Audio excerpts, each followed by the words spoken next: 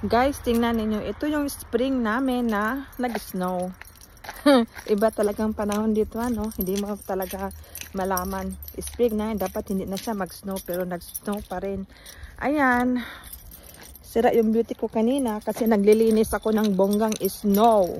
Kaya, bye-bye! Off to work na ako!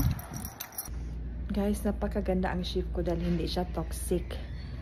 Napakaganda ang nights ko. Kaya stay pretty lagi.